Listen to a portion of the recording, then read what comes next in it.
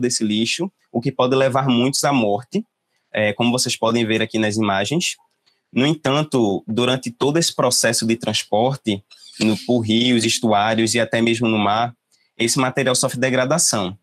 E por ir se quebrando em pedaços cada vez menores e mais difíceis de se poder enxergar, essa degradação ocorre por vários fatores. Primeiro, pela questão mecânica da água. No caso, você tem corredeiras, você tem pedras. E outros fatores são a temperatura, a luz solar, o efeito das ondas, ou até mesmo a salinidade que atua na degradação desse material. Um componente do lixo que sofre todo esse processo e merece um destaque, né, pela sua capacidade de contaminação é o plástico. Estima-se que 80% dos resíduos plásticos que param nos oceanos, eles começam como lixo nas cidades e a grande maioria chega aos oceanos por meio dos rios. O que aumenta a capacidade de poluição do plástico é o tempo que ele demora para ser degradado, cerca de 450 anos mais ou menos. Já existe uma estimativa de que em 2050, ou seja, já, existirão mais plásticos do que peixes nos oceanos. Só que quando a gente fala de plástico, a palavra degradação não implica no desaparecimento total desse material. Quando o plástico passa por esse processo de degradação, como eu mencionei anteriormente, ele se quebra em vários pedaços menores, se transformando em microplástico. O microplástico, ele não se desintegra naturalmente até onde se tem notícia, então é um problemão que a gente está enfrentando e vamos ter que enfrentar no futuro, porque a quantidade e as consequências desse material nos rios e oceanos ainda é pouco conhecida. O que se sabe é que, por serem pequenos e muitos terem cores diversas, muitos animais na base da cadeia alimentar acabam consumindo esse material por engano. Alguns morrem porque o plástico não dá para digerir, e outros acumulam nos seus corpos e podem ir se contaminando com as substâncias químicas liberadas ou absorvidas por esse material, uma vez que ele funciona como esponja para alguns componentes nocivos à saúde, como os metais pesados, causando morte ou, a longo prazo, potencializando o surgimento de doenças como má formação e o câncer também. Aí vocês se perguntam, né, como é que isso nos atinge? O plástico, ele pode se partir em pedaços pequenos, né, como eu tinha dito anteriormente, e entrar na cadeia alimentar. Um copépoda, deixa eu usar o apontador aqui que fica melhor, que está representado por essas imagens, que são os microcrustáceos. Ele é um pequeno crustáceo encontrado tanto em água doce quanto em água salgada, na base da cadeia alimentar, então ele pode consumir essa partícula de plástico achando que é comida. Um peixe come o copépoda, um peixe maior vai lá e come esse peixe menor, até chegar em nós. Então, sim, nós já consumimos plástico. E não só em peixe, tá? Consumimos microplástico por outros alimentos também, como mel, cerveja, no caso de vocês, cerveja ainda não, e sal de cozinha. E nós não só comemos plástico, como também respiramos plástico.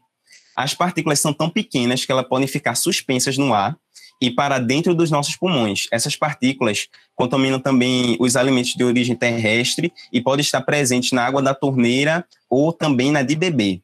Nosso corpo não consegue se livrar dessas partículas e, a longo prazo, pode causar também doenças cardiovasculares, provavelmente câncer, e até afetar na formação do feto dentro do útero. Já foi registrado microplástico dentro da placenta de uma mãe. E se a gente come esse material, está presente também no cocô humano, né? E se isso tudo não fosse ruim o suficiente, antes do plástico ser plástico, ele já pode estar envolvido em outro tipo de contaminação, que é a contaminação com óleo. Mas o que é que tem a ver plástico com óleo? Tem tudo a ver. Os plásticos são subprodutos da indústria do petróleo. Então, são derivados tanto do óleo, pelo processo de refinamento do petróleo bruto, quanto do gás natural. A partir do refinamento do petróleo, são obtidos vários derivados, como o gás, a querosene, base para o asfalto, entre outros. Um desses derivados é a nafta, a partir da qual se fabrica o plástico e a gasolina. A demanda por combustíveis fósseis é altíssima para suprir as nossas necessidades, né, desses derivados, e por motivos acidentais ou criminosos, os vazamentos de óleo são frequentes e aqueles em larga escala são os mais danosos, como o que atingiu a costa do Nordeste em 2019. Esse derramamento foi considerado o maior acidente ambiental em extensão em regiões costeiras tropicais de todo o planeta. Foram mais de 3 mil quilômetros de linha costeira e 950 praias e outros ecossistemas, como estuários, manguezais, baías e recifes, que foram diretamente afetados. Se o plástico é tóxico, o petróleo ele é centenas de vezes mais tóxico. Isso pode causar uma mortalidade e contaminação de todo um sistema, tanto diretamente quanto indiretamente pelo consumo e transferência e potencialização entre os animais. Lembram que eu falei que o plástico se quebra em vários pedacinhos, que é chamado de microplástico, e que ele é consumido por microcrustáceos, e depois o peixe consome até chegar na nossa mesa? Com óleo acontece a mesma coisa. Olha aqui um exemplo da boca da larva de um caranguejo suja com óleo, com petróleo, tá? Isso foi coletado aqui no estado de Pernambuco. E se você acha que isso é coisa do passado, meu amigo, você está totalmente enganado. Para se ter um exemplo, um acidente que ocorreu em 2010 no Golfo do México, ou seja, 11 anos atrás, ainda reverbera consequências negativas que ainda estão sendo estudadas. Dentre essas consequências, a qualidade comprometida do pescado, a perca de fauna nativa, a água inapropriada para banho e recreação em alguns momentos, que é mais ou menos o que nós sofremos aqui no Brasil, onde a comunidade de pescadores ou que viviam do turismo foi diretamente impactada financeiramente, o que só piorou com a situação da pandemia do Covid-19. E para piorar o cenário, né, a contaminação por óleo e microplástico não fica só restrita ao mar, tá? Fontes de água doce, como rios, lagos, sofrem as mesmas consequências, só que em escalas diferentes. Isso vai depender também se uma cidade circunda aquele rio e tudo mais. O óleo da sua bicicleta, do carro, da moto, ou plástico descartado de forma inapropriada, ou produtos de higiene pessoal e beleza, que já contém microplástico na sua composição, chegam aos rios, como eu tinha falado antes. E o copépodazinho vai lá e come essa partícula. Olha aqui essas imagens que mostram são o mesmo bicho, tá?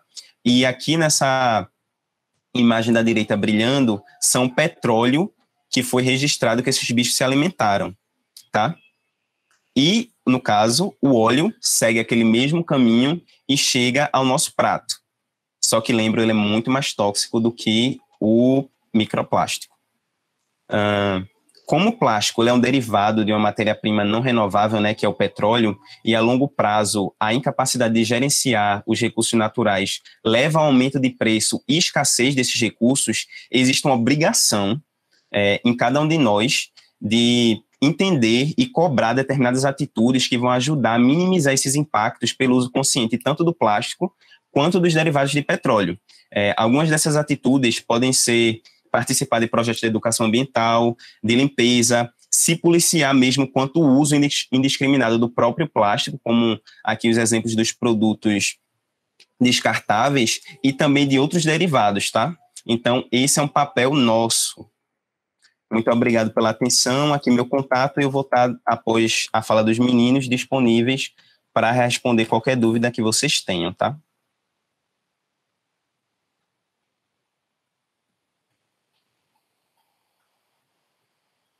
Era o meu microfone que estava desligado. Menino, show! Estou aqui passada. Obrigada, Klaus. Muito obrigada, Frau. Klaus. Por nada. Tá me ouvindo? Estou falando, Cidalva.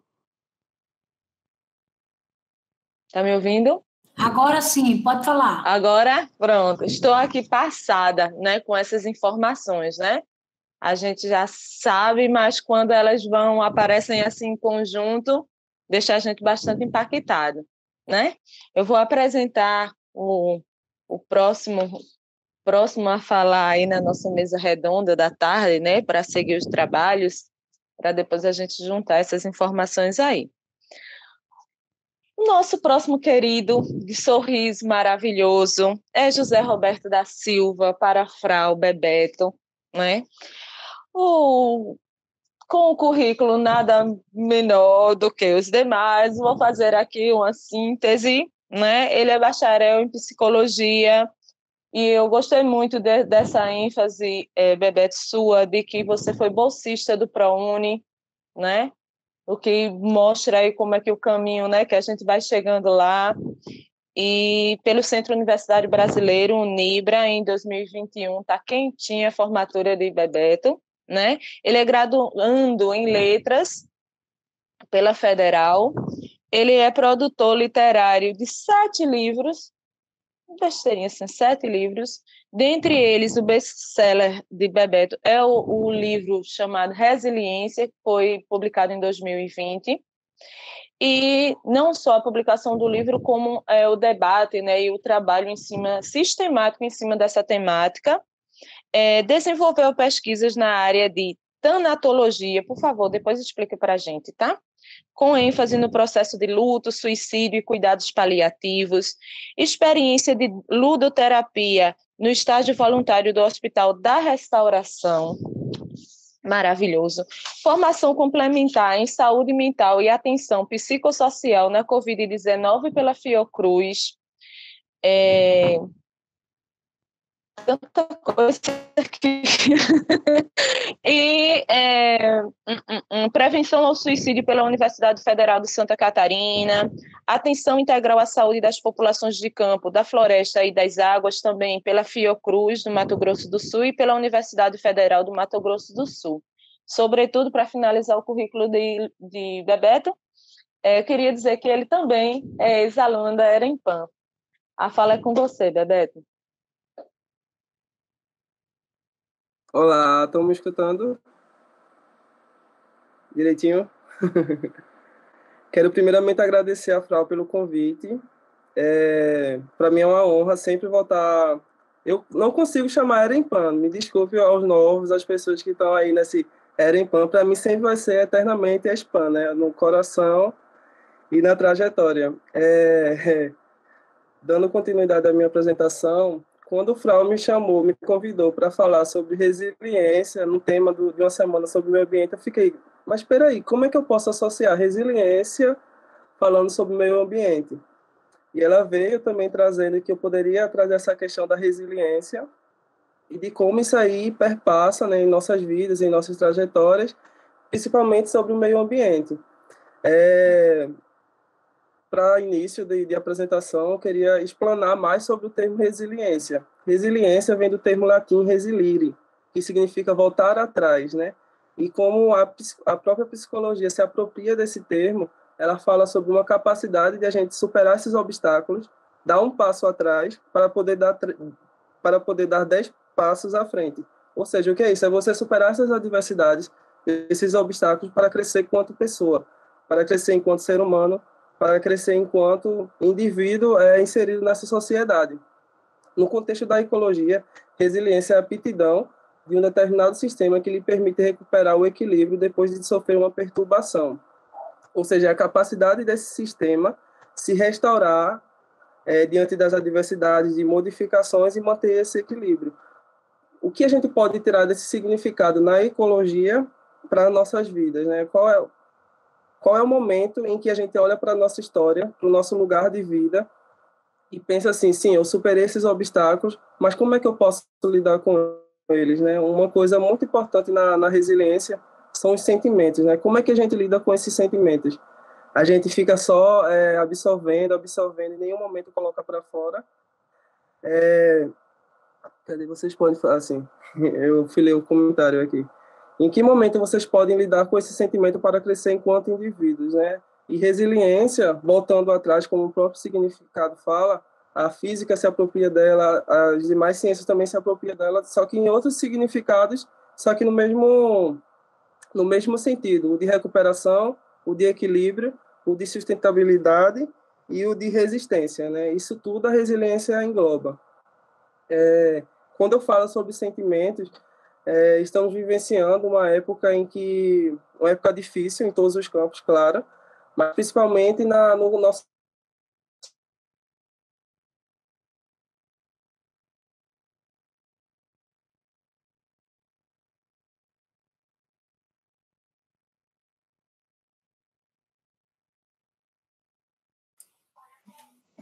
Gente, eu acho que a internet dele travou um pouquinho. Dá uma esperadinha, alguns segundinhos, para ver se ele volta, tá? Frau, tu quer dar algum comunicado? Quero sim. Isso da internet está acontecendo muito, né, gente? Vocês dão uma desculpinha aí. Tenta falar com ele, Frau, que eu acho que ele nem percebeu. Pode ser, né? Ele tá falando. Vou tentar, então. Aconteceu comigo nesse instante. Eu liguei para Rafael porque eu estava falando e achava que Frau não estava falando e vocês estavam todos travados.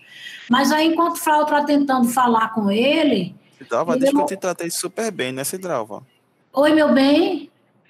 Diz que eu te tratei super bem, né? Sim, Rafael muito delicadamente me orientou a sair e entrar novamente, porque quem estava travada era o meu contato, né? E assim foi feito. Mas só para lembrar vocês, gente, vocês podem, por favor, já ir formulando as perguntinhas de vocês, porque daqui a pouco vai chegar esse momento, né? De vocês poder fazer pergunta, fazer as intervenções de vocês lá no chat, né? Aí vocês fiquem à vontade.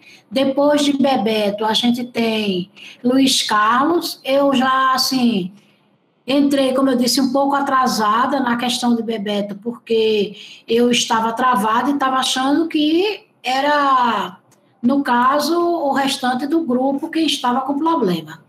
Então, ele voltou, eu estou vendo aí que ele chegou novamente. Eu não sei se ele já está podendo ouvir, sim. Foi a sua conexão que caiu. Pode continuar, pode retomar. Então, onde eu estava mesmo? Porque travou aqui, eu fui falando, depois que eu percebi que estava travado. A gente está te ouvindo.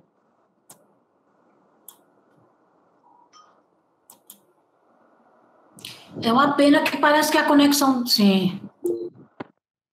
Estão me ouvindo? Agora melhor, bebê. Agora sim. Tá ok agora?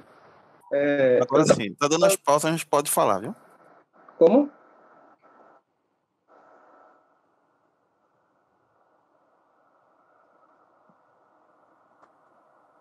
Pode continuar, a gente está te ouvindo. Então, sobre o caso das ansiedades, das depressões, no momento em que estamos vivendo. Por que a gente já parou para perguntar por que está existindo tantos casos em nossa sociedade, perto da gente, em amigos, familiares, e como isso aí pode afetar não só a gente, mas também como esse meio em que a gente vive. E uma forma de a gente ajudar nesses casos é abrindo a escuta, a possibilidade de acolher essas pessoas em suas demandas, em seu sofrimento, né? Porque resiliência não diz só sobre uma aptidão pessoal, individual, mas sim sobre algo coletivo. Perpassa não só a minha história, a minha trajetória, e vai atravessando outras histórias e trajetórias, né? Todo mundo aqui tem história de superação. Se a gente for perguntar, parar para perguntar, para cada um falar um momento que teve que se superar, que teve que superar determinado obstáculo para vencer em algum ponto de sua vida, a gente vai passar aqui o dia todo, porque tem uma história, né? Eu acredito que todo mundo tem essa possibilidade de desenvolver a resiliência, que é se manter em equilíbrio, apesar de um furacão estar passando por sua vida. Não significa que a gente vai ficar parado. Pelo contrário, a gente tenta procurar um abrigo, a gente tenta se acolher, se proteger, para que quando passar esse furacão, a gente volte com mais força, a gente volte com mais aprendizado, com mais bagagem. E resiliência é isso, né? Na ecologia, eu estou me intrometendo aqui nessa área que eu também não tenho tanto conhecimento, mas para fazer esse paralelo, quando esse sistema sofre essa adversidade, né, essas modificações, e ele continua em equilíbrio, ele tem essa capacidade de voltar de novo, voltar ao seu estado saudável tanto psíquico quanto físico, porque eu acredito que as duas coisas estão interligadas. Não é uma coisa a par, é uma coisa afastada. Corpo e mente estão bem conectados, né? E na resiliência, a gente fala sobre esse lugar de vulnerabilidades, né? De a gente aceitar nossas fraquezas, entender para que possa tornar isso aí uma fortaleza, né? Uma possibilidade de se sentir forte, de se sentir resiliente.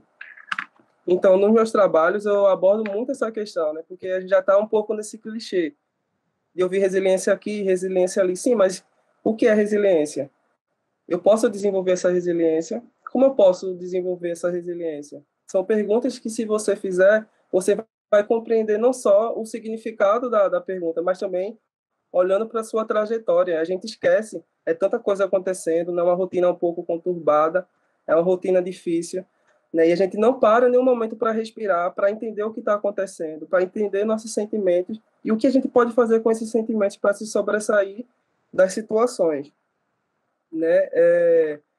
E quando a gente toca no assunto o outro, né, é muito difícil lidar com o outro. É muito difícil lidar com os sentimentos do outro. Se é difícil lidar com o da gente, imagina com o do outro. Mas para a gente viver no coletivo, a gente precisa estar conectado.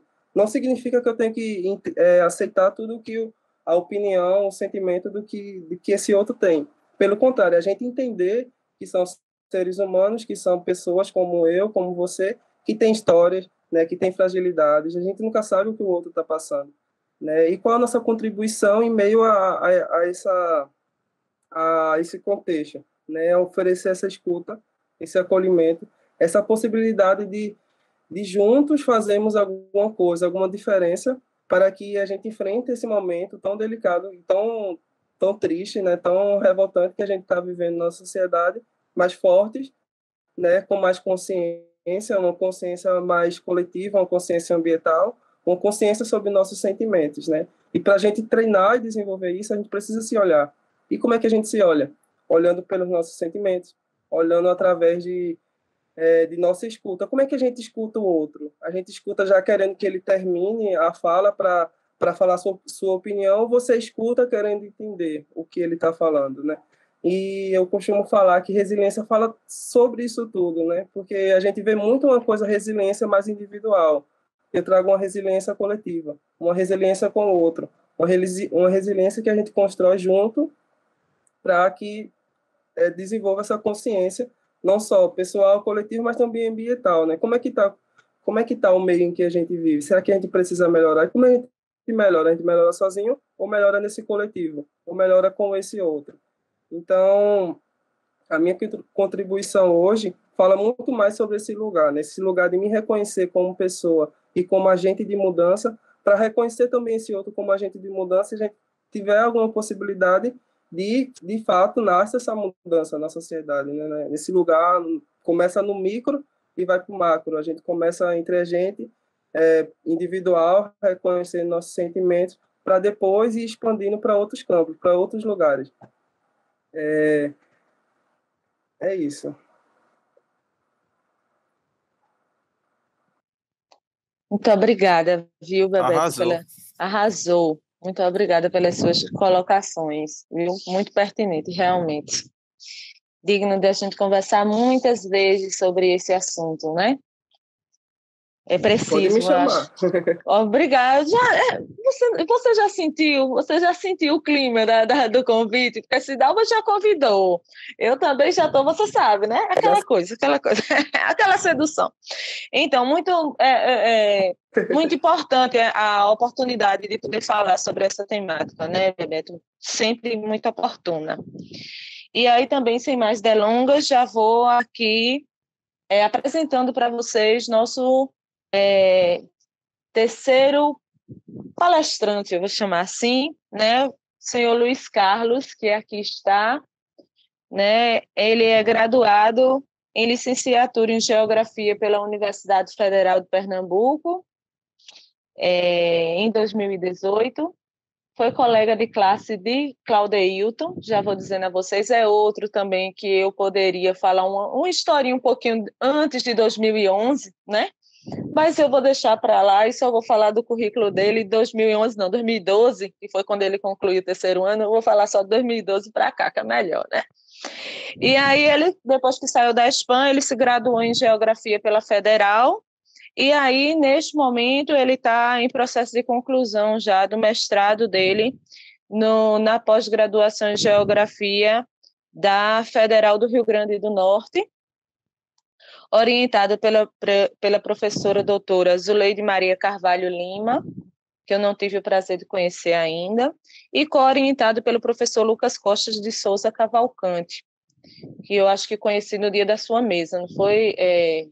Não foi? Muito interessante Foi. ele. Ele tem, Luiz Carlos tem uma pesquisa, essa pesquisa dele de mestrado intitulada O uso do geossistema território e paisagem na compreensão da formação histórica da ocupação do solo litorâneo do Recife. Sinteticamente, mangue, né?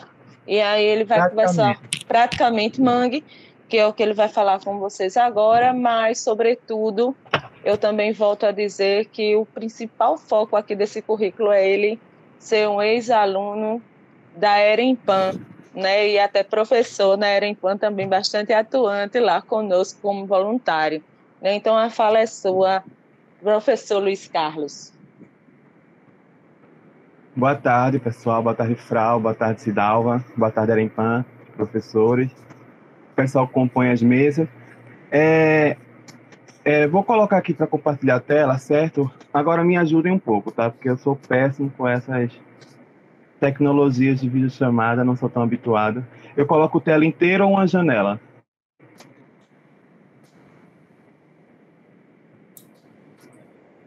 Frau? Oi, Luiz Pode ser Carlos. uma janela. Faz, viu? Já. Porque quando você apresenta, você vai ver sua tela, mas a gente vê o seu rosto ao lado e a apresentação. Então, para a gente, tanto faz. Certo. Se você não quiser que a gente veja o que está no seu computador na tela, você bota uma janela, que a gente só vê o fixo. Tá bom, querido? Fica à vontade.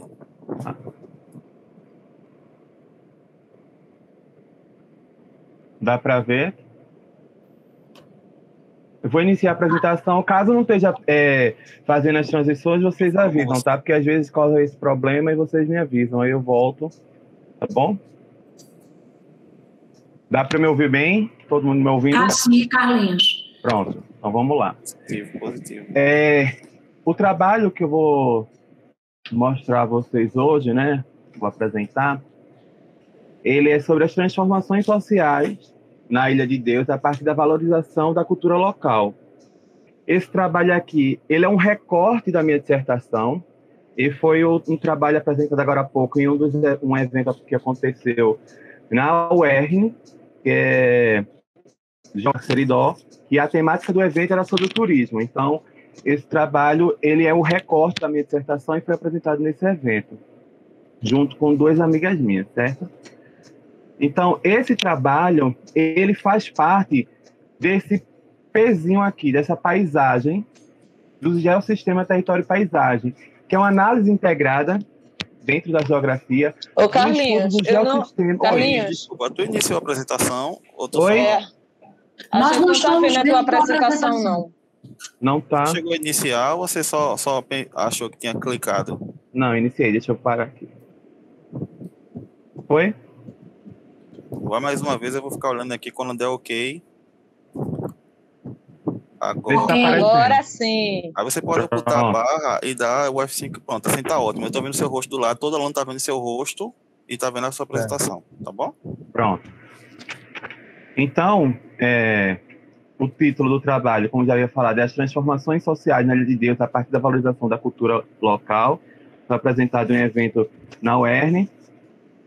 E esse trabalho é um recorte desse trabalho maior, que é o uso do geossistema território e paisagem, na compreensão da formação histórica da ocupação do solo litorâneo da cidade do Recife. Só que ele não só engloba a questão do mangue, mas toda a formação histórica dos bairros de Boa Viagem, de Pina e Brasília Teimosa.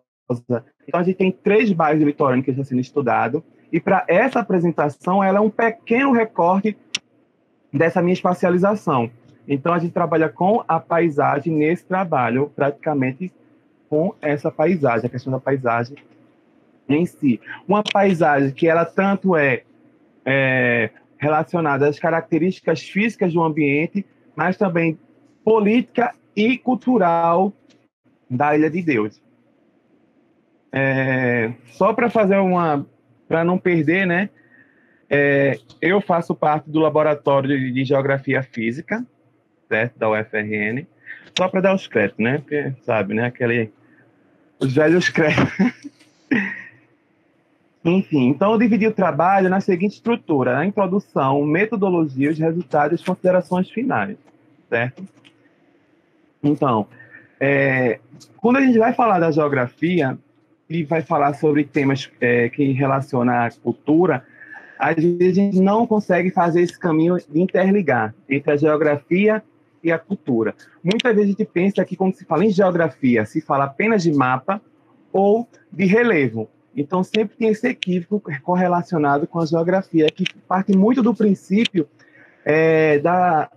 com a base que a gente tem no ensino básico, né? Às vezes, os próprios livros didáticos, eles reforçam esse preceito sobre a geografia.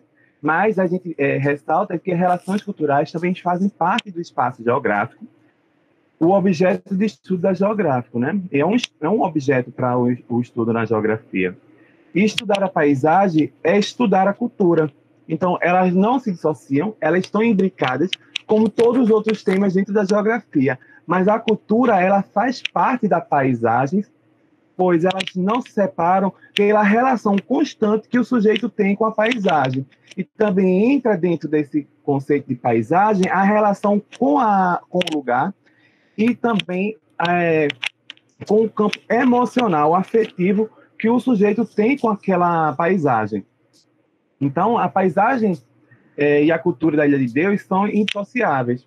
A valorização da cultura local se dá a partir das relações dessa população com o meio que estão inseridos. É como eu falei, essa paisagem, ela cerca a população da Ilha de Deus e tem um processo como se fosse uma sincronia entre o ser Ilha de Deus e o ser paisagem Ilha de Deus, ou seja, o sujeito com a paisagem. Então, é preciso conhecer a cultura de um povo para a elaboração de projetos de transformações sociais. Então, isso é extremamente relevante porque qualquer ação que eu venha desenvolver dentro da ilha, eu preciso pensar nos sujeitos que estão inseridos ali.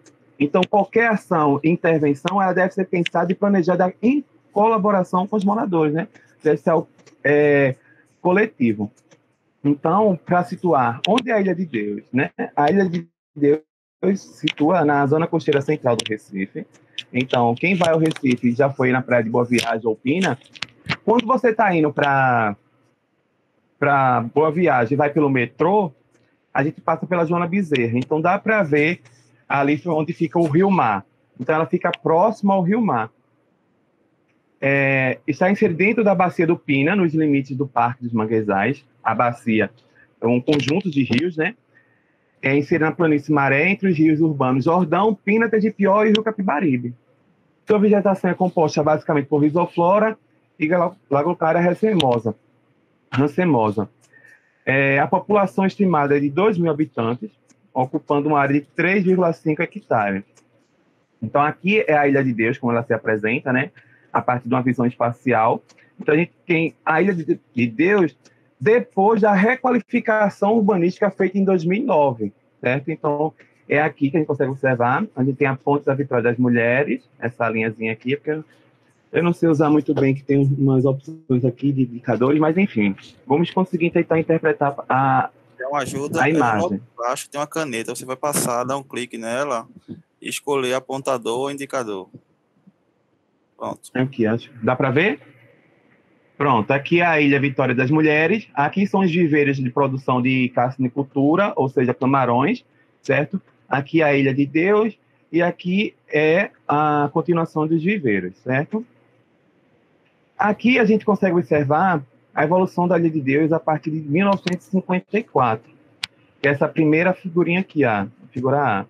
A Ilha de Deus era esse areialzinho aqui, e passados alguns anos se torna isso aqui na década de 90, e em 2017, depois da requalificação, a gente vê a expansão dos viveiros, certo? A modificação vegetal, que antes era de manga em algumas partes, e tem a expansão, consequentemente, dos viveiros, certo? Então, para vocês que vão fazer os trabalhos de iniciação científica, aqui é um exemplo da metodologia que eu utilizei para esse trabalho, certo? Então, a gente tem a pesquisa biográfica, que pode servir como uma metodologia.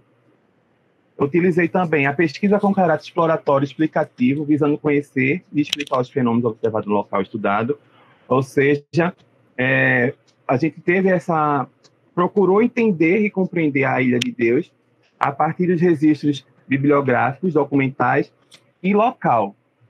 E a gente foi realizado com os trabalhos de campo, entre os anos 2019 e 2021, que ainda a gente está realizando esses trabalhos de campo, para conhecer a paisagem cultural da Ilha de Deus e a importância para a sociedade recifense e, quem sabe, mundo, né?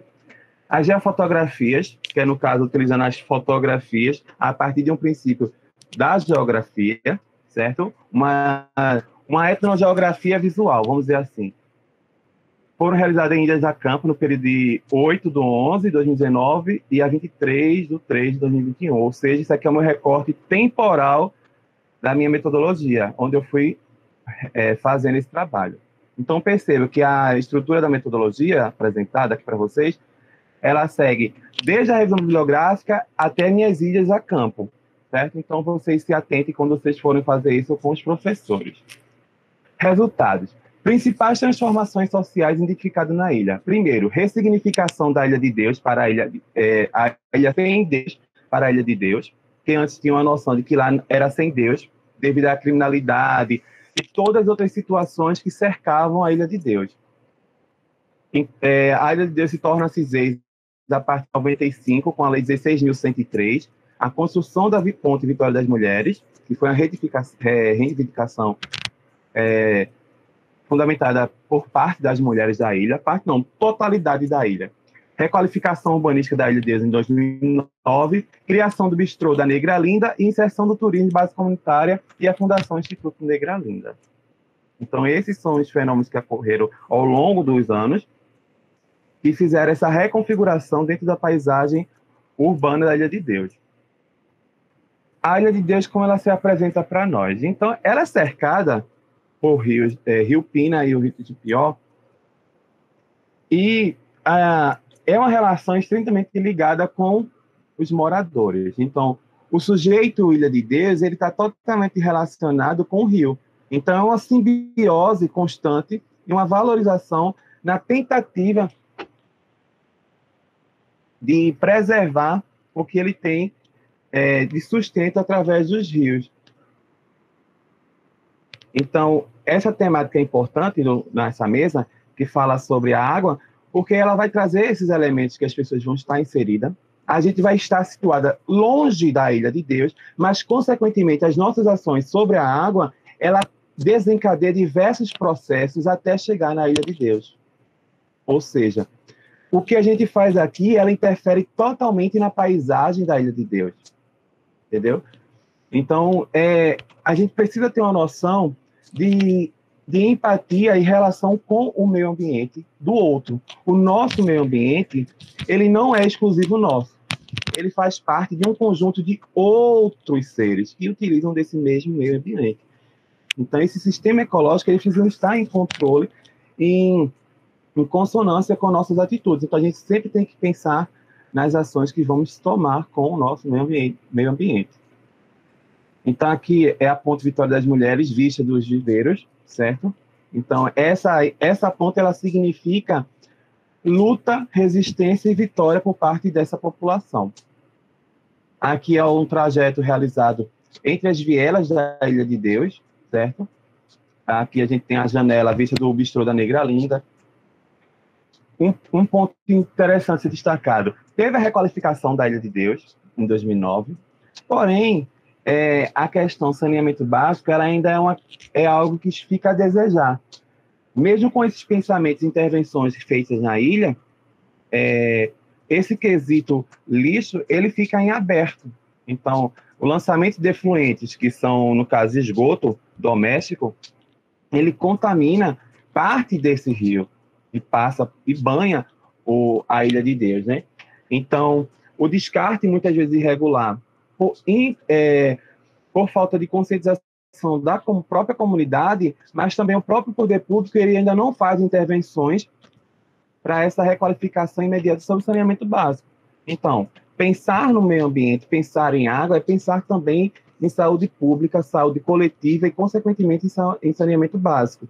Pois, um lado, a gente vai ter essa camuflação entre mangue e lixo ser humano, e do outro a gente vai ter um recurso econômico, que vai ser, no caso, a carcinicultura. Então, deve ser pensado muito bem sobre essas questões. Então, esse aqui é um recorte de uma cantiga de roda escrita por Dona Birô, que é uma matriarca da ilha. A natureza é bela, meu bem. Mas se você bem soubesse, cuidava dela também. E no próprio manga que cerca a ilha, tanto na parte da Ilha de Deus e como na outra margem do Rio Pina, a gente vai encontrar bastante lixo jogado. Então vai ser garrafa PET, que vai passar centenas de anos no meio ambiente, garrafa de vidro, boneca. Então, um simples descarte irregular que a gente faz, isso promove um desequilíbrio e consequências para o nosso bem-estar. Claudio te falou sobre o microplástico. Então, o microplástico está presente na nossa cadeia alimentar. Ela está presente praticamente em toda parte onde a gente vai. E tem estudos da oceanografia pela professora Mônica que vai tratar do microplástico nas praias. Ou seja, no próprio sedimento areia, nas escalas mais finas de sedimento, vai ter a presença do microplástico. Então, a gente tem que repensar em como a gente trata o nosso descarte. Aqui a outra cantiga também, feita por Dona Birô, que é pegar um caranguejo. Eu vou pegar um caranguejo para cozinhar e fazer um pirão para saborear. Eu vou pegar um caranguejo para cozinhar e fazer um pirão para saborear.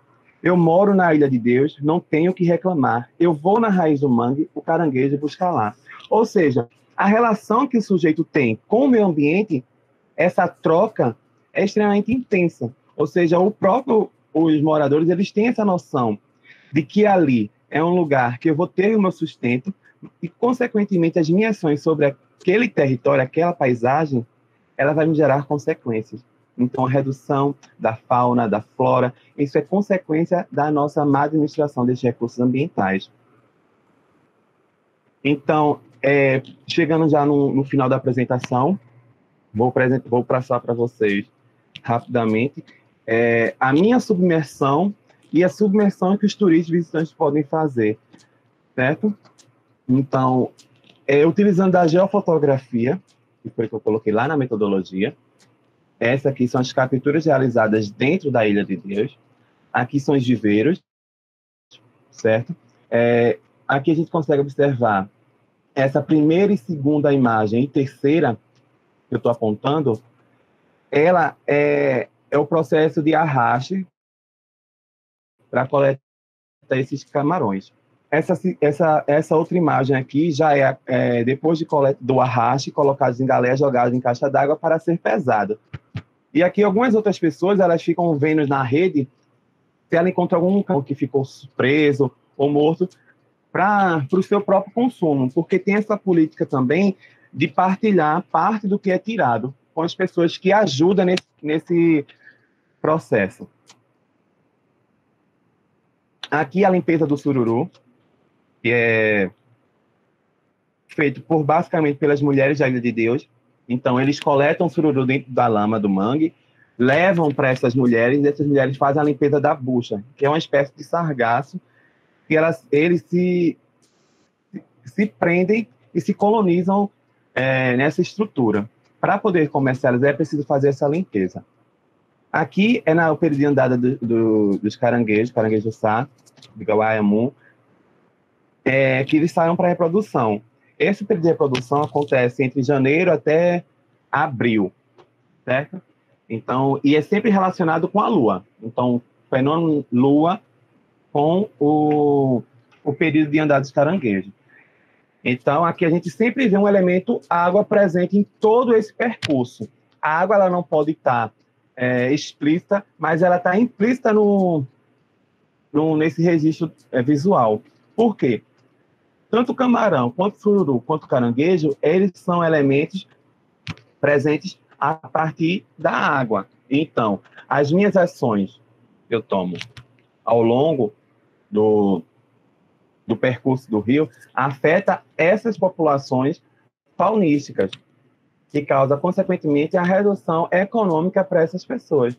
Consegue compreender? Então, essas ações que a gente vai tomando, ela vai reduzindo, muitas vezes, a população desses indivíduos. E, consequentemente, a renda ela vai ser impactada. Por isso que a gente sempre pensa em meio ambiente, da água, mas não é só água que a gente bebe, água que a gente vai usar em casa, mas é água como um sistema, entende? Como um ciclo que envolve toda a nossa cadeia de existência. Então, tanto o ato de se alimentar, de comer, como o ato de uso e consumo dessa água. Então, é pensar e repensar nas nossas estratégias e ações que a gente tem sobre a água. E aqui é o Bistrô da Negra Linda, que ela surge na Ilha de Deus a partir dessa ressignificação histórica, paisagística e afetiva sobre a Ilha de Deus. Então, toda essa luta e ressignificação por essas mulheres permitiu a criação da Cozinha da Negra Linda, o Bistrô da Negra Linda, inserido dentro da Ilha de Deus, onde ela desenvolve esse turismo sustentável de base comunitária. Temos também a criação do Instituto Negra Linda, que agora ele sai para além das fronteiras, além dos limites da Ilha de Deus, para a Zona Nobre do Recife. Então, localizado na Zona Norte do Recife, tem a instalação do Instituto Negra Linda. Ou seja, ela expande a cultura local para outras áreas. Certo? E também tem a questão do artesanato, que é feito e vendido no Instituto Negra Linda. Então, eu não preciso afirmar a importância da água nessa minha apresentação, porque eu acredito que ela já fica implícita, internalizada no contexto. Então, tudo que essa comunidade tem é a partir da água, é a partir dos rios que os cercam. Então, a gente muitas vezes não tem essa relação com a água tão potencializada, tão afetiva e presente, porque a nossa dinâmica ela é diferente da deles. Então, a relação sujeito e água, para eles, é mais forte do que a nossa. Então, a nossa relação com a água está muito mais voltada a um consumo do que como um bem que vai permitir a produção do meu sustento. A minha vida, a minha existência se dá a partir da água para essas pessoas. Para nós, a água ela é uma forma de sobreviver. Não, muitas vezes, a gente não coloca como existência, como resistência ali naquele lugar. Certo? Então, por isso que eu chego nas considerações finais, dizendo que a Ilha de Deus se apresenta como um cenário local com área dotada de grande potencial natural, cultural e gastronômico. Ou seja, toda essa fauna, flora, a cultura em si da Ilha de Deus, o gastronômico, ele proporciona várias condições de existência para essa população. E proporcionado também pelo Bistrô da Negra Linda, do Instituto Negra Linda, que eu até conversei com a Fraulein em um outro momento, uma possibilidade de levar alguma turma para fazer essa submersão dentro dessa paisagem e conhecer a relação que essa comunidade tem com todo o nicho que cerca com a água. Então, podemos também perceber a relevância da valorização das potencialidades ambientais e culturais de uma população para a elaboração de projetos distintos da transformação social, o empreendedorismo e a subversão das condições sociais de uma comunidade. Ou seja, é relevante compreender o processo de formação histórica da Ilha de Deus, mas também compreender que tudo aquilo ali que está inserido dentro daquela paisagem, ela só existe porque pessoas ainda pensam e repensam na existência daquilo. Então, nós, como sujeito, nós temos que pensar na nossa existência, na existência do outro e na existência de um conjunto de outros, ou seja, a fauna, a flora, o teu amigo da tua casa, próximo à tua casa, teus pais, tuas mães. Então, se eu penso na natureza, na paisagem, no meio ambiente como um todo, eu, consequentemente, vou traçar estratégias que vai proporcionar para aquele outro e para mim algo positivo. Então, repense a forma como vocês usam hoje a água. Então, o que é a água hoje para vocês? Em vez de vocês me fazer pergunta, eu pergunto a vocês, o que é a água para vocês? Certo? Então, já falei sobre isso, que é a questão da Ilha de Deus. ser modificada pela sua existência e as transformações sociais existentes e a ressignificação daquela paisagem. Aqui foi a referência. E, por fim, muito obrigado, certo? Aqui está... nem precisa. Qualquer coisa, os professores me conhecem. Se caso tenha alguma dúvida, que os alunos depois, posterior à nossa mesa, tenha para fazer, ou sobre os projetos que estão sendo desenvolvidos, podem me procurar, estou à disposição, certo? E eu fico muito grato ao convite da professora Fraulein e a professora Cidalva por esse momento, porque eu, como aluno da SPAM, e participei desses momentos, como vocês hoje estão nesse papel de assistir, né? Eu, como professor, para vocês, apresentando o meu trabalho, e vocês, como alunos, me escutando, isso pode despertar em vocês o interesse de vocês também fazer essa troca de posição. Porque hoje eu estou aqui sentado porque eu tive incentivo de professoras como Fraulein Dias, que fica até emocionado de falar, que acompanhou todo o nosso caminho, meu de Claudeilton e outros alunos que ela acompanhou, o professor Hugo também. Então, percebam que a educação, ela é um caminho, é um ciclo. Ontem eu estive no mesmo lugar de vocês e hoje eu estou aqui falando para vocês. Amanhã serão vocês que estarão no mesmo lugar que eu, falando para outras pessoas. Então, repensem e acreditem que hoje o papel da Arempam é, sem dúvida, proporcionar algo melhor para vocês. Mesmo que vocês hoje não tenham essa consciência, mas reflitam, no amanhã vocês vão saber o que é esse proporcionar. Então, hoje, no papel de professor, eu passo um exercício para vocês de reflexão sobre o que é água para vocês e o que essa água ela proporciona para você e para o outro, certo? Então, obrigado, professora Fraulein, professora Cidalva, desculpa por ultrapassar o tempo, acho que eu passei quase 1 hora falando, então, muitíssimo obrigado. Luiz Carlos, que bom ver essas imagens. Frau, tu me desculpa só um pouquinho, mas eu fiquei aqui vendo o teu trabalho e fui lembrando do trabalho que a nossa escola fez em parceria com a comunidade do Bode, né? Uhum. E que alguns dos nossos alunos tiveram a oportunidade de, junto com o professor Romildo, e parece que Fraulein também, Catiúcha, de fazer uma visita, né, a essa comunidade de Bode. E aí, assim, que riqueza o trabalho também de Klaus, né, no começo lá, a riqueza da contribuição para que a gente possa perceber o nosso compromisso, né, a nossa missão enquanto cidadão, enquanto ser humano. Então, eu vou deixar a Fraulein dar continuidade, assim como o Bebeto também. Muito obrigada a vocês três, que o trabalho vai ser dado continuidade agora. A Fraulein está na articulação. Fica à vontade, Frau. Você é a mediadora, mas eu estou muito feliz. E um orgulho imenso de vocês três. Que alegria. E quero dizer a vocês que vocês estão intimados, porque os nossos alunos aí estão vendo agora, percebendo 3 ex-alunos, que a gente não vai falar o que aconteceu antes de 2012, porque vocês foram iguais a eles, com algumas situações que a gente não vai comentar, e que a vida acadêmica, a continuidade, tornou vocês o que vocês estão aqui agora. Essa contribuição para a sociedade, para o mundo, para o meio ambiente. Então, Frau, fica à vontade, que eu estou aqui muito alegre, o coração chega a estar palpitante. Vamos embora. Vamos embora. Que lindo, né, gente? É realmente um momento muito especial para a gente. Imagino que o quanto isso esteja sendo importante para vocês também, porque é esse ciclo mesmo, essa viagem mesmo que a educação ela faz. Imagina quantas pessoas de todos esses trabalhos que vocês três fizeram e têm feito já foram impactadas, né?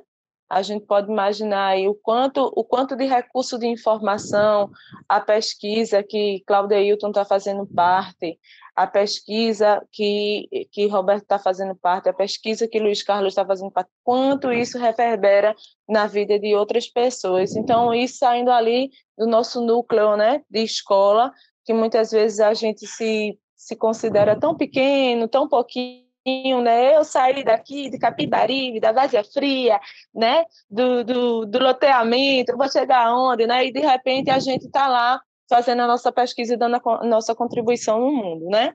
Então, tem um estudante aí no chat, Carlinhos, ele está perguntando qual é o nome da primeira cantiga que você usou como referência. Eu acho que ele quer usar no relatório.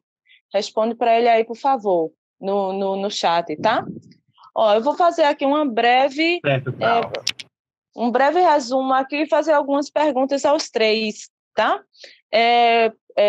Claudeilton, ele chegou falando sobre as pesquisas dele e focou em duas situações, né, bem graves, e inclusive ele foi falando e eu fui imaginando já um tema de redação falando sobre esse assunto, o quanto a gente não teria para escrever, né, sobre esse uso do plástico, o quanto o uso do plástico é perigoso para o nosso planeta, o quanto a questão do óleo também está associada a isso, e o quanto a gente está comendo, respirando, bebendo plástico o tempo todo, e isso está impactando aí na nossa saúde, no nosso bem-estar, e certamente vai impactar por gerações.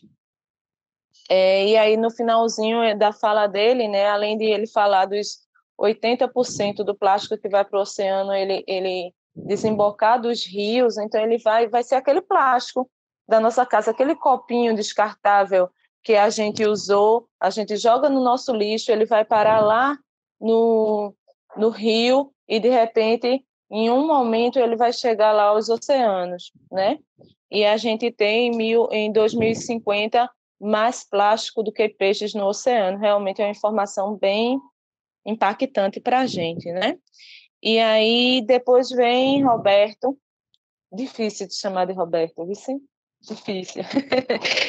Falando sobre esse tema, né? E o quanto, na verdade, Bebeto, no início da sua fala que você se questionou, né? Poxa, o que é que tem a ver? O que é que tem a ver? Como é que a gente casa isso aí? Vê só o quanto a resiliência foi constante em todas essas pesquisas, né? O quanto ela esteve aí constante, né? E essa sua fala da resiliência não ser uma resistência individual, ser uma resistência coletiva, né? Ser uma ação coletiva. Às vezes, escutando e ajudando o outro, no fim, a gente acaba se erguendo também, né? Nas nossas fraquezas, né? A gente enxerga a nossa fragilidade no outro também, né? E, por final, o trabalho geofilo-sociológico de Carlinhos, lá na Ilha de Deus, eu diria até artístico, né, Carlinhos? Porque essas fotos que você tirou, você expôs algumas, mas eu conheço outras e elas são realmente lindas, maravilhosas, também muito impactantes sobre o trabalho que é feito lá, desse camarão que acaba parando aí nas nossas mesas, que é vendido lá no shopping, né, e de onde ele vem, né, e como essa comunidade resistiu e conseguiu evoluir, mudar no decorrer do tempo. Aí eu vou expor uma pergunta a Klaus. Cadê Klaus? Claudeilton, por favor. Eu aqui. Eu aqui, ok. Cláudio, lá no finalzinho da sua fala, você pontuou algumas atitudes que seriam, assim, caminhos, né? Você apontou caminhos urgentes, emergenciais, que a gente precisa ter para diminuir esse impacto que está acontecendo no nosso planeta. Aí eu te faço a pergunta. Você, Carlinhos, Claudeilton, acha que, diante desse impacto todo, a natureza tem sido suficientemente resiliente? O oceano tem sido resiliente? Eu acho que ele caiu, viu? Mas logo com a minha pergunta, será que foi assim tão impactante a minha que derrubou a internet do menino? E o pessoal do chat, minha gente, vão preparando aí as perguntas. Vocês podem fazer as perguntas de vocês já, tá? Então eu vou fazer. Também quem quiser falar, né, Frau? Pode colocar. Pode falar, pode falar. Ou algum estudante, eu estou olhando. Eu só tenho mais uma pergunta para Bebeto e depois para Carlinhos, né? Bebeto, Ele voltou, Frau. Voltou. Tu conseguiu ouvir minha pergunta ou ela foi assim, tão chocante? Que... Consegui. A natureza, meu computador foi possuído por algo aqui. Tem sido, os nossos, né? Os nossos. A pergunta é se você considera a natureza resiliente diante desses impactos que têm acontecido ultimamente e grandemente e mais intensamente a cada dia. Obrigado pela pergunta, porque, inclusive, quando eu estava escutando o José Roberto falando, eu até escrevi algo sobre isso, porque o que é importante a gente ter em mente, a natureza ela é e sempre vai ser resiliente no sentido ecológico da palavra, né? E a gente teve um exemplo recente disso. Durante o lockdown, que a gente sofreu o ano passado, vem sofrendo, mas aquele primeiro que foi um grande lockdown que durou quase um mês, eu acredito, a gente começou a ver alguns sinais dessa resiliência. Você teve a Bacia do Pina, lá no Recife, ficando com águas mais claras, você teve cardumes de peixes voltando a entrar e serem visíveis, você viu capivaras na Avenida Boa Viagem. Se você for para o Litoral Sul, que é uma região que eu trabalho bastante, lá na Praia dos Carneiros, se alguém teve a oportunidade de ir, toda a extensão da praia foi dominada por brotos de mangue. Então, a natureza ela sempre vai ser resiliente. Ela não pode voltar ao estado que nós conhecemos, porque espécies vão ser extintas, áreas vão ser modificadas, mas ela sempre tende a voltar para o seu estado original por mais tempo que isso dure. Agora, a pergunta é, a gente tem essa resiliência toda? Porque, nós somos seres adaptáveis, a gente se adapta, então uma prova disso é que nós estamos em toda parte do planeta, somos resilientes até determinado ponto, porque a gente consegue lidar com várias adversidades, mas até que ponto a gente consegue viver sobre o lixo que a gente mesmo produziu, respirar o ar contaminado que estamos aí continuando a contaminar, sabe? E até quando nossa saúde mental vai conseguir lidar com todos esses problemas. Então, são várias perguntas aí que eu também não tenho resposta. E o que eu acho muito importante para concluir essa fala, que aí entra no que Carlos apresentou, que é muito importante a gente ter uma coisa na nossa cabeça, é que a gente faz parte de uma parcela da sociedade, que é a parcela pobre e que é a parcela marginalizada, geralmente.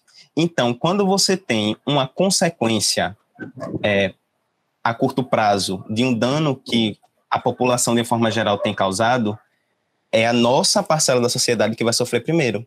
Carlinho deu um exemplo aí da comunidade do Bode, que eu conheço também, e eles vivem lá da pesca do camarão. Então, eles sofrem diretamente esse impacto da contaminação do camarão, pode ter mortalidade do bicho e etc. Então, quando vir a existir um impacto, e tem um óleo como um exemplo recente também, por uma causa geral, a culpa de todo mundo, mas a pessoa pobre, de comunidade, é que vai sofrer o impacto diretamente, e a gente não sabe se essa pessoa vai ser resiliente o suficiente para conseguir continuar e sobreviver a esses impactos, não da forma que vem sobrevivendo, né? Espero ter conseguido responder a tua pergunta, Frau. Conseguiu sim, e eu acho que é esse o caminho de a gente utilizar.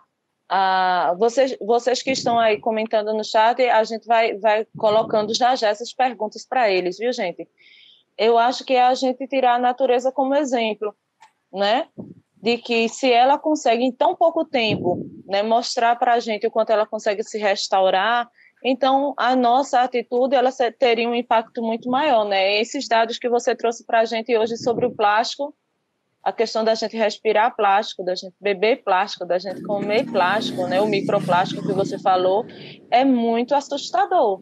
O quanto, né, o quanto a gente sabe, o quanto a gente está sabendo agora e até o quanto a gente nem sabe ainda sobre isso aí, o que virá, né, disso tudo. Então, é assustador. Precisamos reverter esse movimento trágico o quanto antes, né? Sim. Agora eu vou fazer a minha segunda pergunta, que agora é para Roberto, viu, Roberto? Eu quero saber, Roberto, é natureza do ser humano ser resiliente?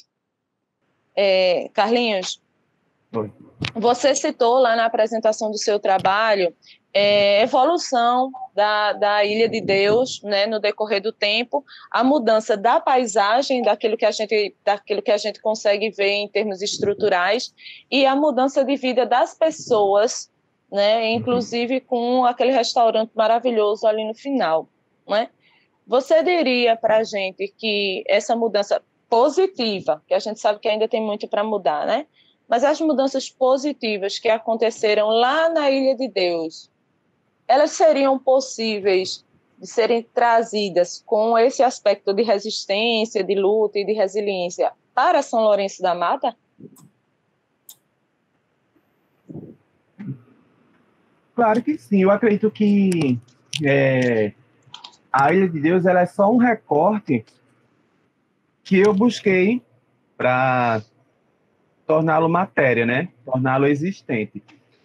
Eu acredito que se a gente seguir os mesmos percursos e observando quais foram as estratégias que foram tomadas para a reconstrução e ressignificação da Ilha de Deus, a gente pode implantar isso em outros cenários. E São Luís da Mata pode ser um. Aqui em São Luís da Mata, a gente tem tem várias possibilidades de ser implementado vamos dizer assim, um mesmo roteiro parecido com a Ilha de Deus. A gente fugiria de um roteiro voltado para o mangue, voltaria para a zona, vamos dizer assim, para a Mata Atlântica, né? A gente pode voltar para um roteiro trazendo para questões histórico-cultural, colocando os engenhos em evidência. Então, eu acredito que trabalhar com a resistência, a existência das comunidades, ela é extremamente capaz de ser feita. Só basta que quem é que pode fazer isso? Nós, como pesquisadores, a gente vai lançar a questão à tona, mas quem pode abraçar e executar, sem dúvida, é o Poder Executivo do município. Então, Exato. Se a gente levar em consideração esses aspectos importantes que tem dentro do município, planejar, porque tudo é questão de planejamento. Se nós construirmos e elaborarmos planos, por exemplo, a gente tem a ideia de ecoturismo, a gente pode trazer para o município e chegar na Secretaria de Meio Ambiente, Secretaria de Turismo e lançar a proposta, né? Então, São Luís da Mata, ela tem um cenário riquíssimo paisagístico que pode ser explorado.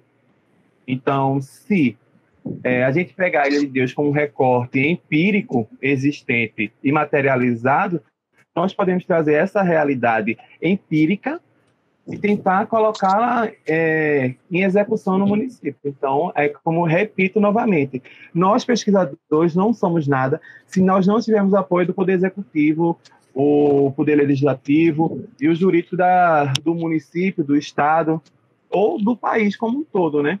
Então, a gente tem grandes exemplos de aplicações do ecoturismo, trabalhar com a questão da resiliência, trabalhar com a questão da própria natureza e a comunidade em projetos. Então, pensar, né?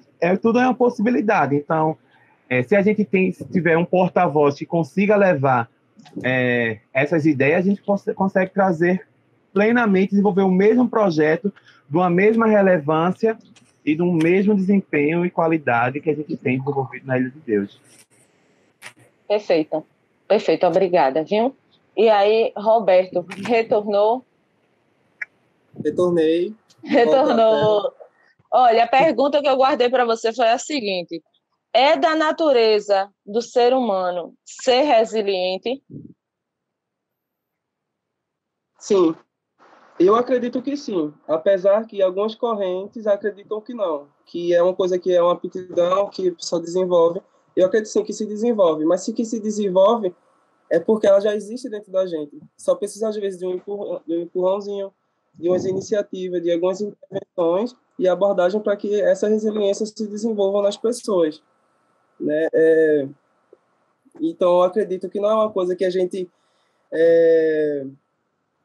vai desenvolver a partir do nada. A gente tem dentro, mas a gente precisa potencializar essa força, né? Eu acredito que a resiliência é uma força que carrega aprendizados, que carrega sabedoria, que carrega sentimentos, emoções, aceitação, o olhar para o outro, para si.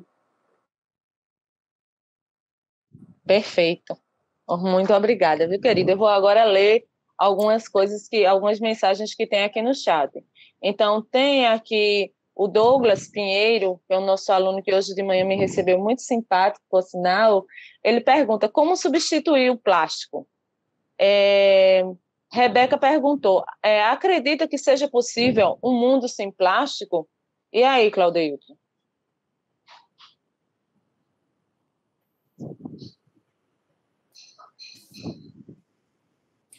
Claro, tem que ligar seu microfone, tá? Ele tá tentando. Isso, tá vendo? A pessoa conhece demais, tem esse problema, né? Fazer o quê? Olha a cara dele de que eu tô apertando o botão, mas não está indo. Tô quase respondendo com libras. Enquanto isso, a gente vai dizendo aí que Karina, né, a professora Karina está parabenizando, né, a todos os apresentadores que foi trazido, né, muito importante a colaboração deles. Quando estiver pronto é só, viu? Professora Roberta também, que foi nossa ex-aluna, né, não de Fraulein, né, mas da minha época, de Gustavo, também aqui parabenizando, né, a todos vocês, dizendo da importante significação da presença de vocês como inspiração, né? Para os nossos estudantes que estão aqui, que é possível. É cada um querer e buscar e fazer. Fácil eu sei que não foi, não vou nem perguntar. Porque essa é a parte que a gente sabe que cada um vai ter que viver. Uns vão encarar de uma forma, outros de outra. Mas, bem assim, é pertinente, né? Esse modelo que foi trazido para esse dia, para essa tarde, para que nossos estudantes possam perceber que quem vai para a faculdade não é somente os filhinhos de papai. E vejam aí que vocês em faculdades públicas, né? Entrando com a garra, com a vontade, fruto da ESPAM, tá? Como de qualquer outra universidade pública. Se já estiver pronto, fale, viu, Claudio?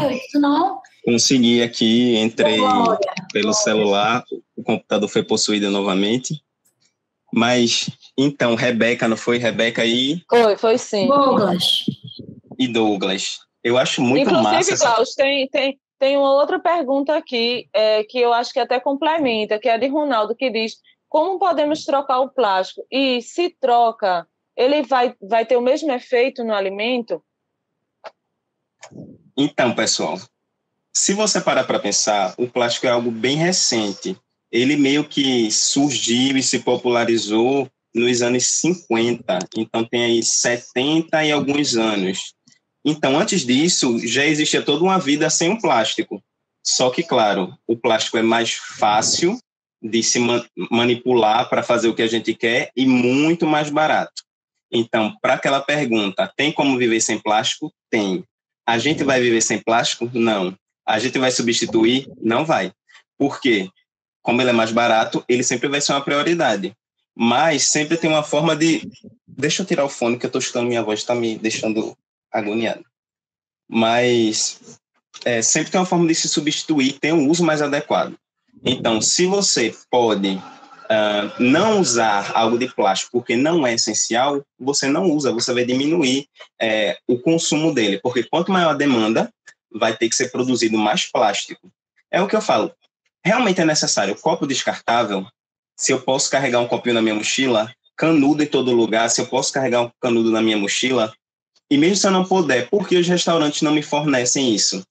Não seria mais barato para o próprio estabelecimento ter algo que eles pudessem lavar e reutilizar do que comprar sempre que necessário? Então é algo mais cultural mesmo nosso, sabe?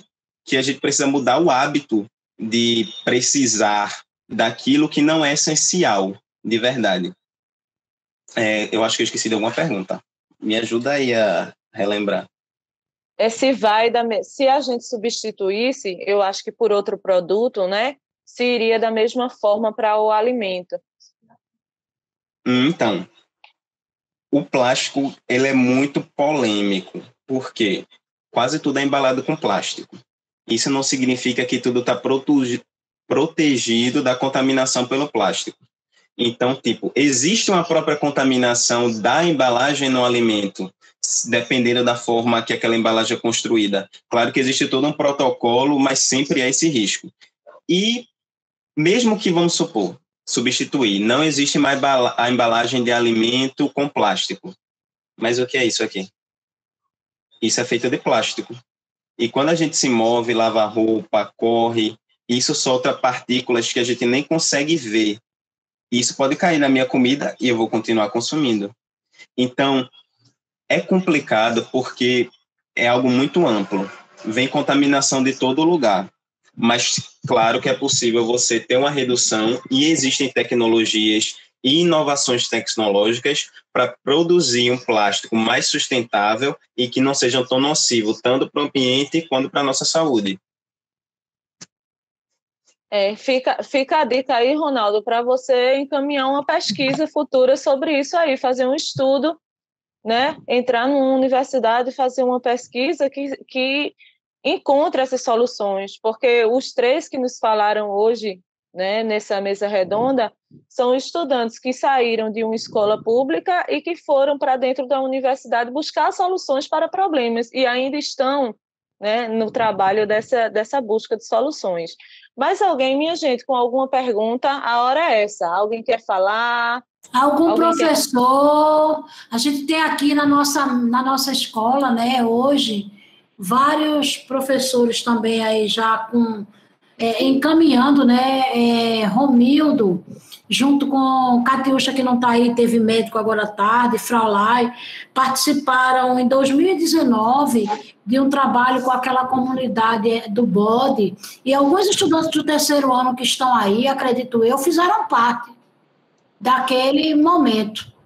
E, de repente, se alguém ainda não pensou numa temática, o que os meninos trouxeram aí para a nossa mostra, para fazer, porque já estão desenvolvendo, já estão trabalhando. Mas, de repente, esse momento de hoje trouxe mais sugestões de vocês, tanto com a questão do plástico, a questão que o Luiz Carlos falou. A gente fez um trabalho aqui sobre as águas, sobre o rio Capibaribe, a questão da poluição, o lixo que é jogado no Capibaribe. Isso foi em 2007, eu, Genildo e Fabiano. Aurélio também fez parte, junto com um grupo de estudantes, onde a gente pôde observar, fazer um trabalho, falar com o pessoal ali daquela área ribeirinha. A intervenção da gente ela foi muito pequenininha, mas o que é que a gente quis? A gente fez ainda a testagem da água, que tem a questão do coliforme fecal, né? Muitos ali, eles jogam os dejetos ali mesmo e consomem aquela água, que coisa, né? Então, assim, tem aí uma situação de uma série de leques que se abre além. Eu não quero falar, porque aí cada professor que está aí, ou estudante, pode falar, mas tem vários trabalhos que estão sendo construídos, pensados pelos nossos colegas, junto com as suas equipes, bem interessante. Então, se algum professor ou algum estudante, além dessas questões que já foram feitas aí, perguntadas, tiver alguma contribuição, Celso, doutor Celso, cadê o senhor? Deixa eu ver quem é mais. Binho, Edivânia, Binho não, né, Clepson? Desculpa aí, viu, Binho? É o costume da escola, né? Professora Karina, professor Gustavo, Márcia, alguma coisa, minha gente? Professor Celso não quer falar. Ele já tem aqui ainda algumas perguntas, né? Fica à vontade. Ok, Rebeca, ela está citando a questão da polêmica, né, do uso do plástico pelo iFood. Maria Cauane falou que no mundo já existe alguma matéria 100% sem plástico para substituir o próprio plástico. E Ana Beatriz perguntou, o consumo do plástico pode matar alguém? Como a gente pode evitar esses plásticos? Qual a porcentagem de consumo e de uso do plástico? Tá. Primeira coisa, já existem alternativas, inclusive algumas produzidas aqui no Nordeste.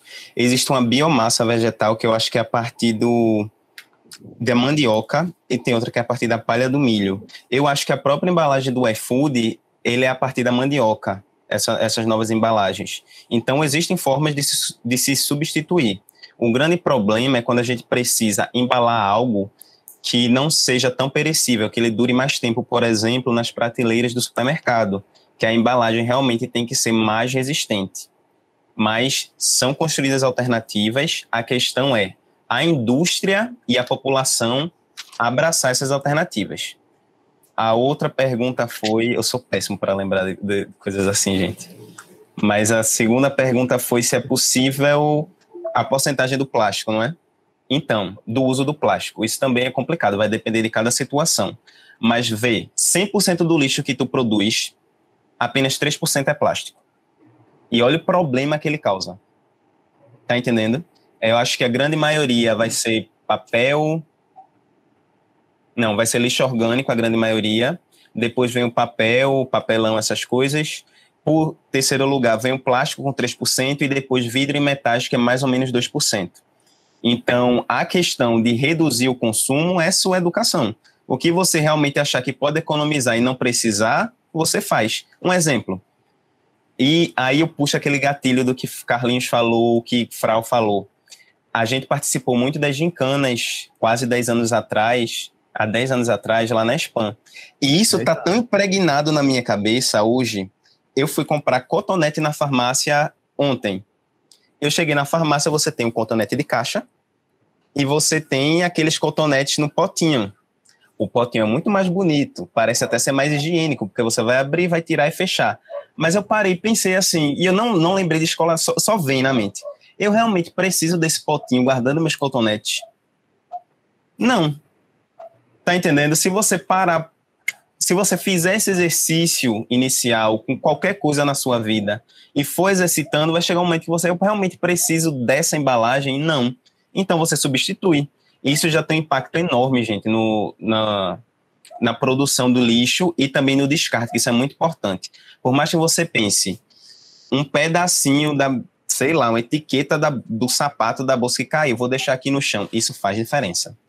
Faz muita diferença. É exatamente essas pequenas atitudes que fazem diferenças.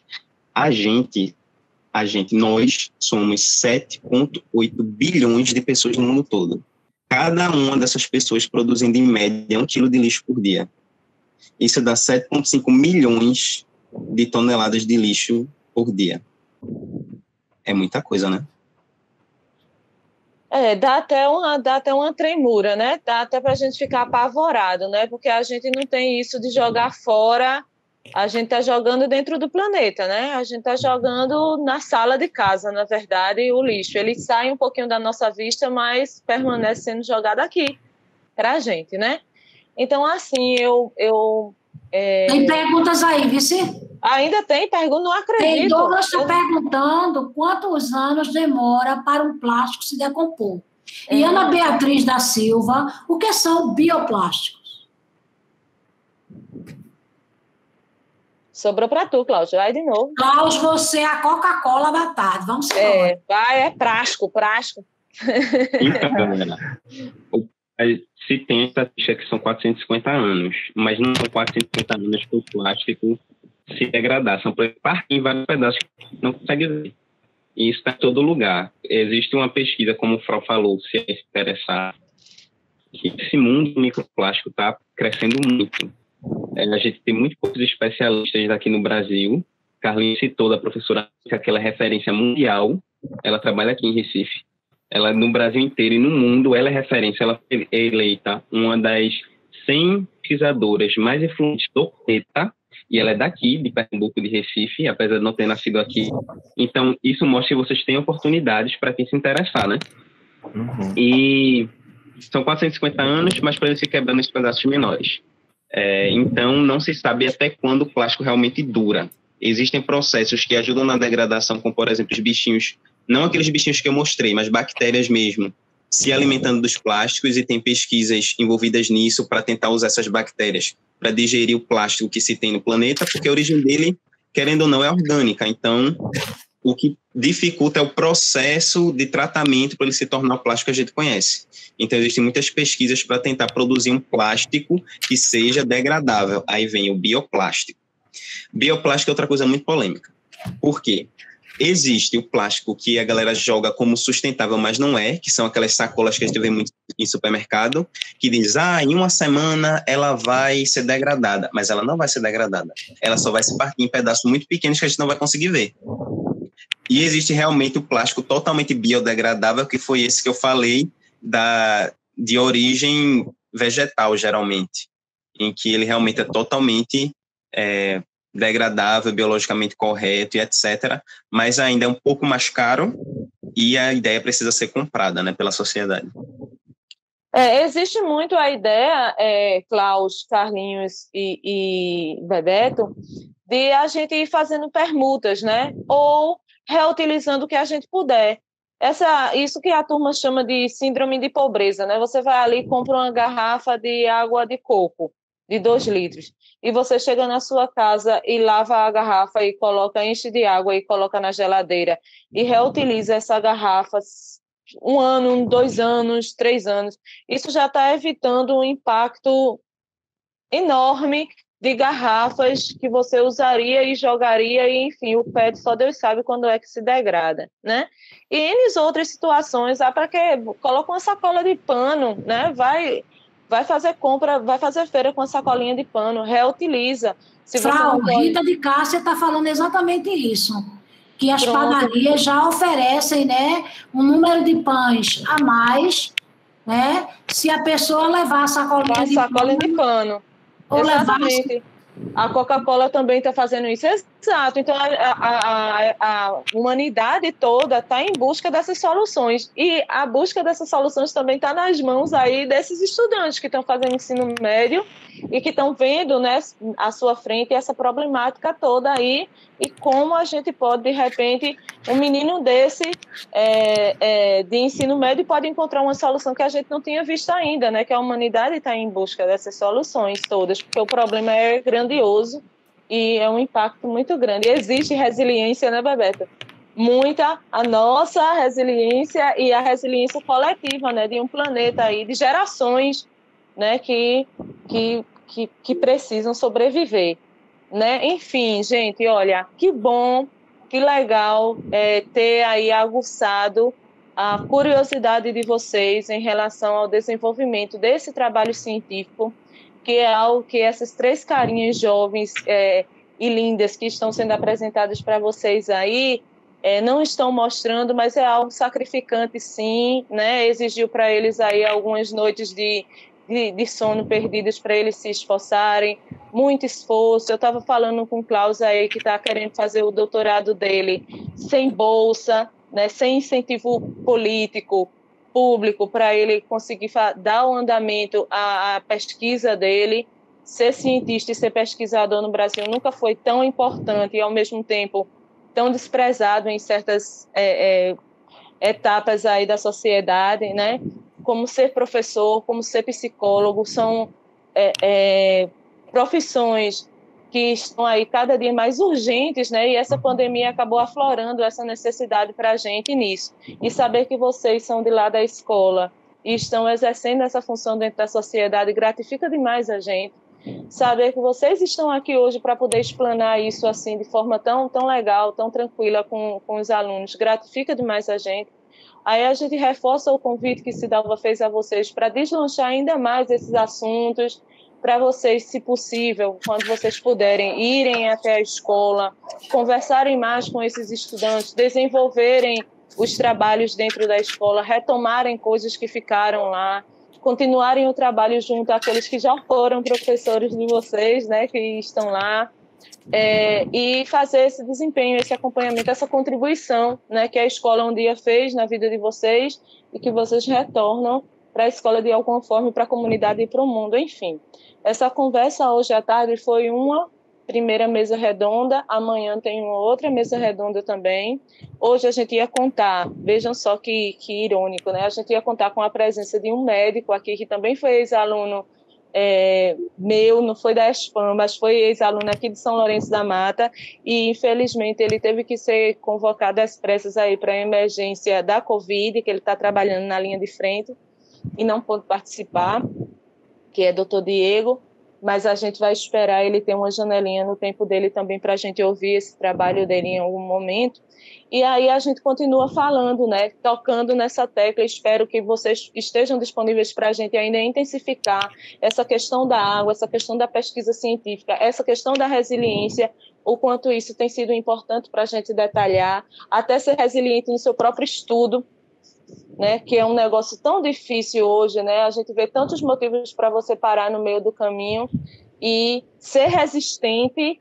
E lá no futuro, a longo prazo, a gente vai colhendo os frutos desse esforço, né? A gente colhe e acaba o mundo em volta também colhendo. Então, eu agradeço, viu? Vou passar daqui a pouco a palavra a Cidalva, mas eu agradeço a presença e a disponibilidade, a solidariedade de vocês três, explanando para a gente essa linguagem maravilhosa e tão próxima da gente, né, explicando de forma tão clara para a gente as coisas. Professor Jonathan está falando alguma coisa aí que eu não estou conseguindo ver, porque eu estou... Ele está falando que, puxando a sardinha para a nossa brasa, né, ele gostaria de saber de vocês qual a importância da pesquisa na vida acadêmica de vocês.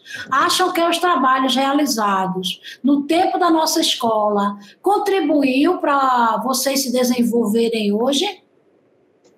Pronto, eu vou passar a peteca para cada um aí se despedir também, fazer suas palavras finais. Então, eles respondem essa colocação aí de Jonathan. E aí, só agradecer muito, gente, a vocês, agradecer a todos os professores que estão aí na plataforma. A gente chegou até mais de 80 pessoas na plataforma. Agradecer aos alunos que se dedicaram e estão também aí hoje participando desse momento, tá certo? É contigo, Klaus.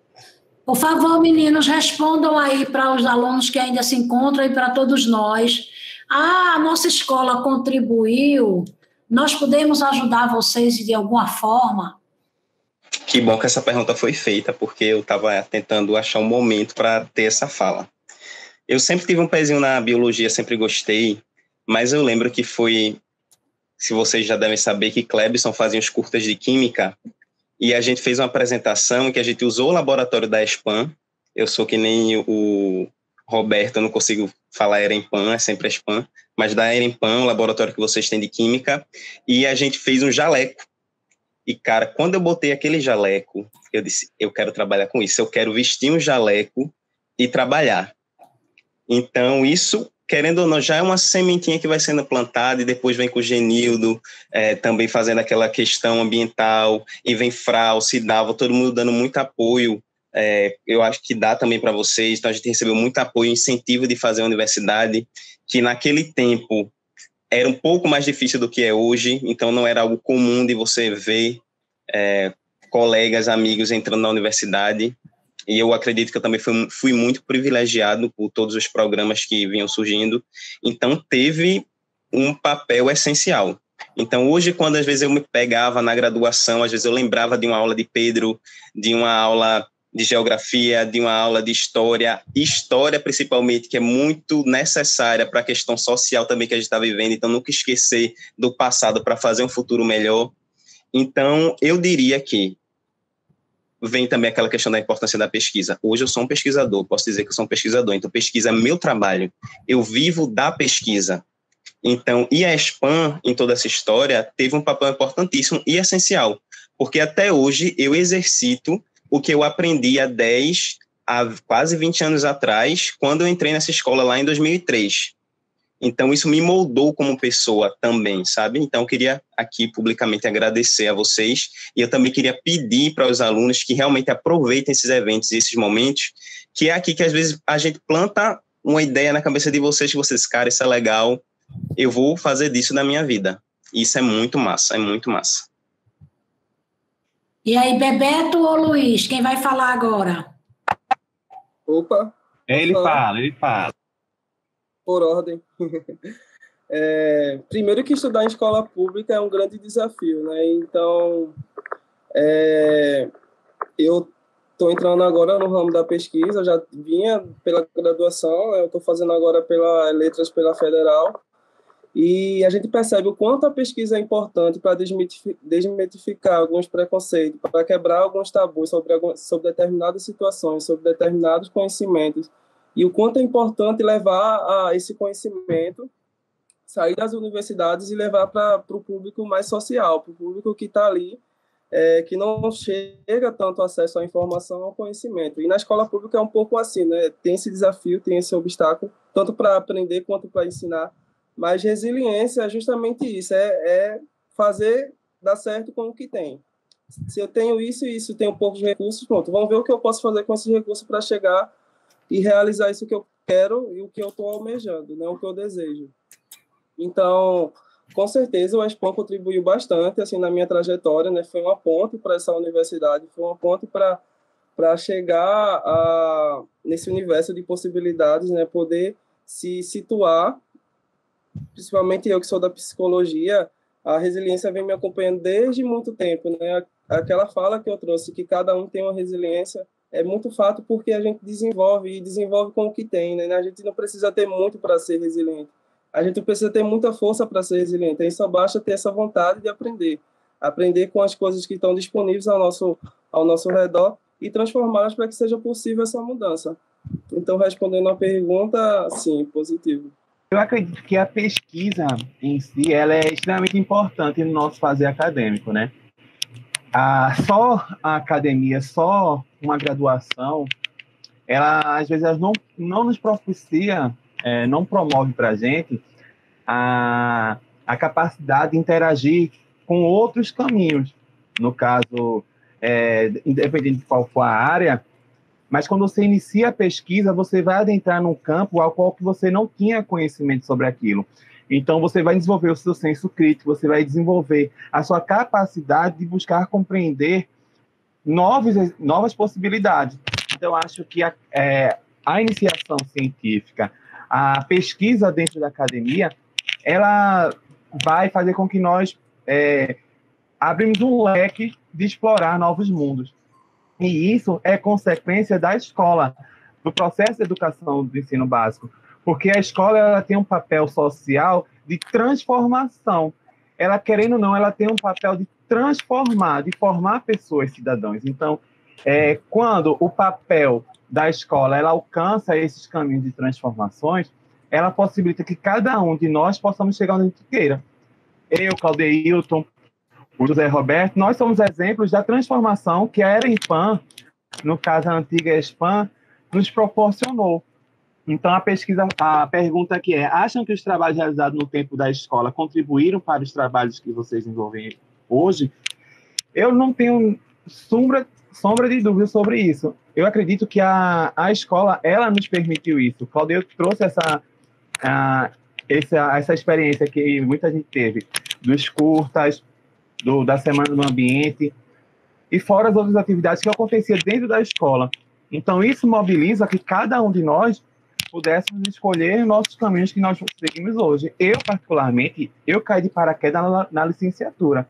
Eu sou professor hoje pelo acaso, porque eu nem sabia que licenciatura era para ser professor. Pensei que primeiro era licenciatura e depois era bacharel. Então, eu me descobri na licenciatura e só vim escolher a geografia no pré-vestibular. Mas mesmo eu não tendo noção o que eu viria fazer, mas foi dentro da escola que eu criei essa visão de poder ir além. Então, foi graças a Fraulein, graças a Cidalva, graças a outros professores que estavam presentes na nossa formação. Então, a escola, ela é fundamental para nosso galgar na vida, tanto acadêmica como profissional, como pessoal. Então, só tenho a agradecer primeiramente a vocês, professores, pelo empenho na nossa transformação, porque nós somos sujeitos de uma sociedade na qual precisamos passar por grandes transformações. E eu só tenho agora que fazer o quê? Agradecer a todos vocês.